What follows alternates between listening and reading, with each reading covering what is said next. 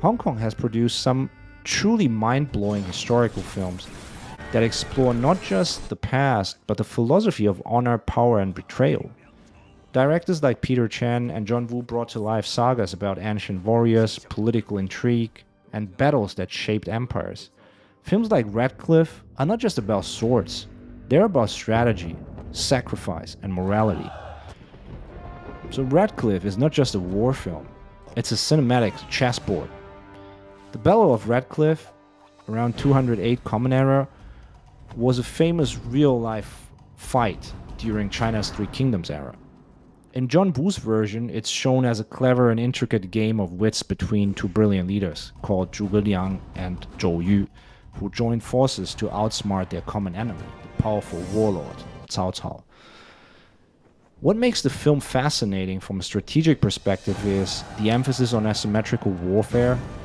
If you think about it, the southern forces are outnumbered but win through deception, environment manipulation, like wind patterns, and morale.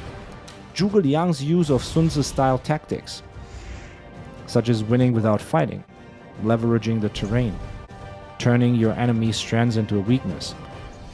The fire attack at the climax is a masterclass in long-term thinking, weather observation, and coordinated timing. An act of strategy built not just on logic, but also faith and intuition and harmony with nature, a distinctly Taoist element.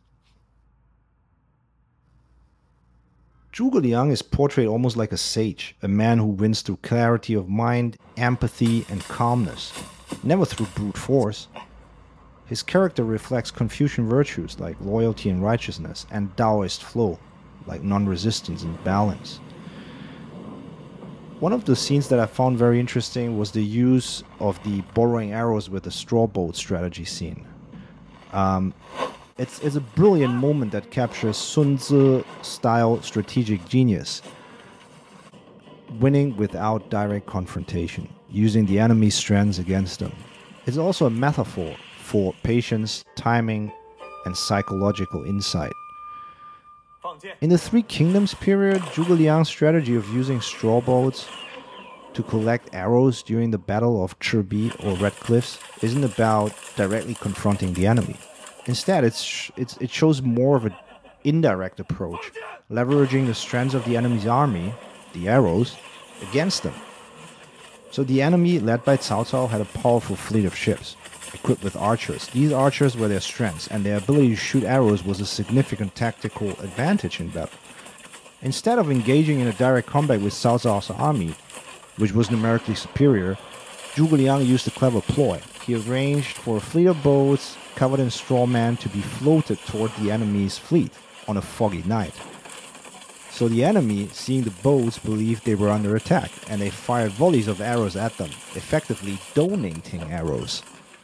So the outcome was that Zhuge Liang's forces collected the arrows shot at the straw boats, thus gaining a large stockpile of arrows without having to expend any resources themselves. So this is really a prime example of indirect warfare. Zhuge Liang used the enemy's strengths, their archers' firepower, and turned them into a weakness, allowing him to exploit the situation without confrontation. I found that extremely interesting because the use of enemy strengths here isn't about directly using their power, but rather manipulating their actions in a way that benefits your side. It's less about physical confrontation and more about strategic foresight and psychological manipulation, which is already very different from what you're used to in the martial arts genre.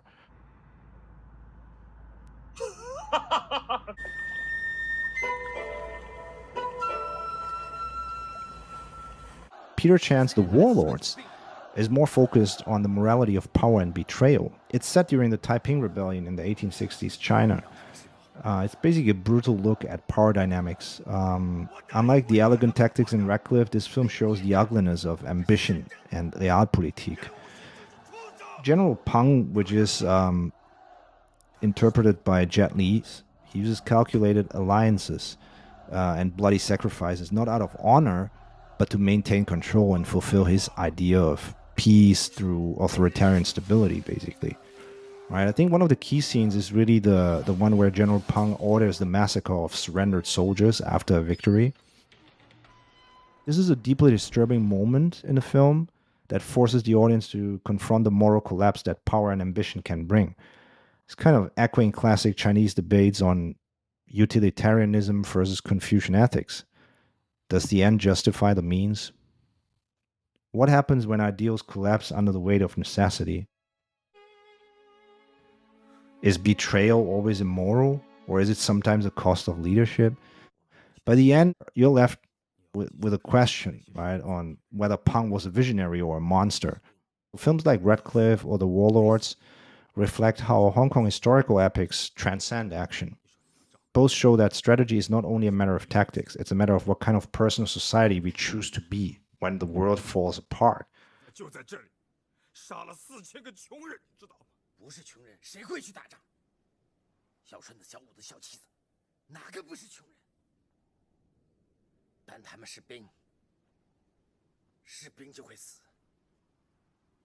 我会放下刀，将来你会知道，我今天的决定是对的。